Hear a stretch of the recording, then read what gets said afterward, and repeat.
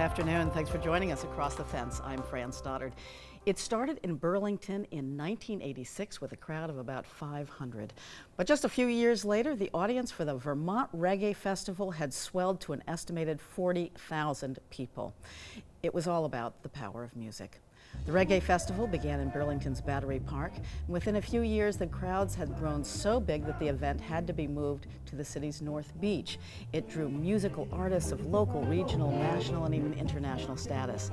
Now there's a book that looks back on the festival's early years. Vermont Reggae Fest, The Power of Music, reflects on the culture and history of the record-breaking events in Burlington. We are so pleased to have with us the book's author. He is the founder of the Reggae Fest, as well as an very accomplished musician and songwriter, Bobby Hackney. Welcome to our program. Oh, Fran, thank you so much for inviting me, and it's a thrill to be here. Well, it's awesome to have you. So it's been nearly 40 years since the Reggae Fest, hard for me to believe. How and why did that get started? Well, it got started really from the inspiration of, the fact that my brother and I started a band called Lamb's Bread. We started this band in 1983. And, reggae music was very popular throughout Burlington. Yeah. Because of a guy by the name of Jay Strouser who brought Bob Marley here in 1980 and 81. And, we had this real popularity that just took off.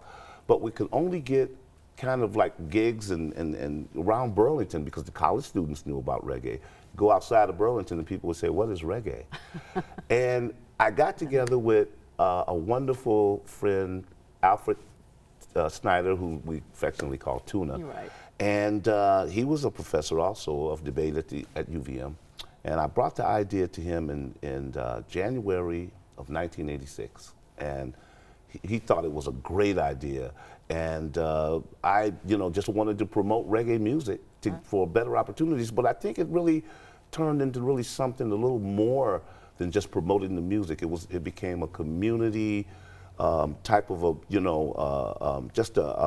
should I just say, we made a statement. We wanted to make a statement, and that's why we wanted it to be free to the public. Yeah, it was free for everybody. Yeah. I mean, how did you make that happen? Well, we thought that, of course, by doing this on public property, we didn't want to do a ticket price, and that wasn't really in our hearts. I mean, Tuna and I, when we got together, we just said, well, what will be the theme of this? And we were thinking about Woodstock. We were thinking about the March on Washington with Martin Luther King. Sure. We were thinking about the Sermon on the Mount. We were thinking about all these spiritual things, and we came up with this wonderful acronym, just says, you don't need no ticket, just thank the Lord. And that was Tuna's thing, that he came up with that line, and he just rode with that, and we rode with that theme. And it became more of a, we want the people to be involved, and I think it really mattered to us, the people that came to the event. And the community came together to help support it, with yes. You and Tammy, your wife, and Tuna made it happen. Yeah, so. Well, Tammy was I think she made it happen by being just in helping me with the kids while I had to do all this massive stuff. But there were so many other wonderful people that I could name who were on the committee. There was a guy by the name of Jeff Nicholson, a guy by the name of Andrew Marks, who was our stage manager, kept everything moving. There was, so many wonderful people. Carl and Elise Words. Carl used to work right here at WCAX. And you can see it all in the book. All in the book, yes. I want to keep us going a little bit to get a little bit of your history, because you were brought up in Detroit. Yes. Of course, had a lot of musical history in that town and in your family. Yes. So a little bit about how were you introduced to music, and how is it, what's that trajectory of your life being we a started a rock band in Detroit in the 70s. My two brothers, David and Dennis, we started a rock band. And at first we called it Rock Fire Funk Express. Then later on, as we really started to progress into hard rock, because we wanted to be like bands like, Grand Funk and Alice Cooper and those type of bands that were coming out. And we were just young kids. And my brother David decided to call the name of the band Death. And it was not a bad, gory death. He had a spiritual concept behind it. Sure. But of course, this was 1975. So, anytime we walked into a radio station or into a producer's office or into a record label and said, what's the name of your band? Death, they would escort us out of there. Because they didn't have people back then. It was back then. I guess that was the name. And that name transcended race. It transcended public opinion. It was like, look, the music's good. We had DJs who would tell us that the music's good, but that name, you're not going to go nowhere with that name. Right. And so, And many people, say this is the first punk band ever. we didn't know that at the time. We were just trying to do hard drive and Detroit rock and roll. We came to Vermont. We tried to do the death thing here, and we tried to introduce death to Burlington, and we got the same reaction. So we ended up changing the name to the Fourth Movement, and yeah, right here, we just didn't. It just transitioned into that. It was before its time. So when you came to Vermont in the early '80s, you acquired this love of reggae music. Talk Yes. about that transition. Well, we what happened was I said we did this gospel album with our rock music, and that kind of got the same reaction as the deaf stuff did because it was gospel. So go figure. But You're right. David wanted to go back to Detroit and reestablish our rock roots there. But the problem was that Dennis and I started families, and and we couldn't go take our little babies and our wives and go back in tow. So he went back to Detroit. We always thought that he would come back, and he always thought we'd come back to Detroit.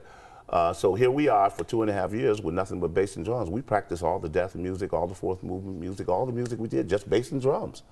And through our association with Mr. Strauser and being exposed to concerts like Peter Tosh and Black Uhuru and Sly and Robbie and the Taxi Gang, Dennis and I said, hey, you know what? We're bass and drums. Everybody loves this music.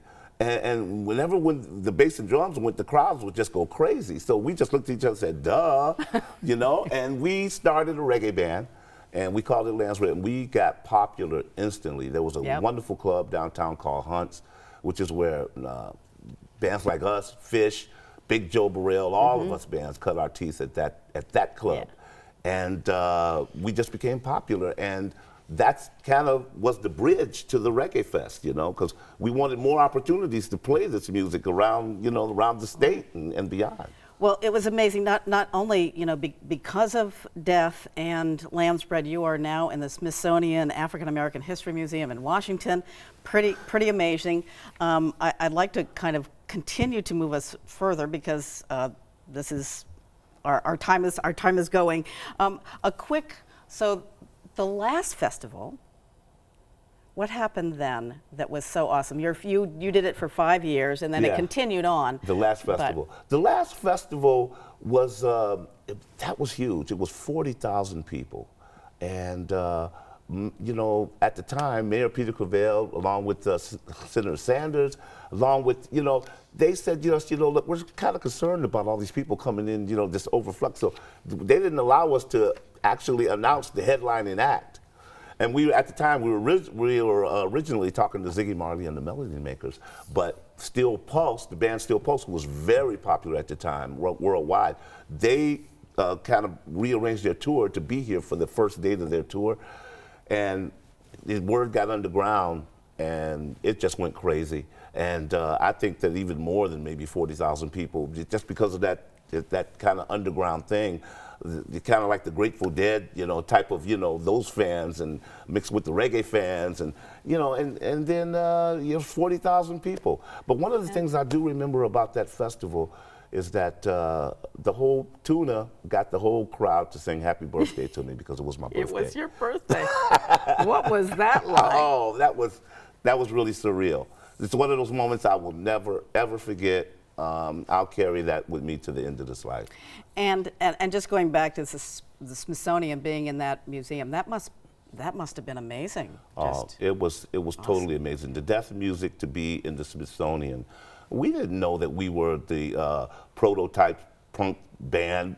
We didn't know that. I mean, but we did know, one thing that Dennis and I did know is that reggae had this wonderful marriage or relationship with punk rock music, like The Clash and all these bands that, so it kind of made sense to us after a while. It's like, that does kind of make sense that the rock and roll should follow us with the reggae, and that's a wonderful thing.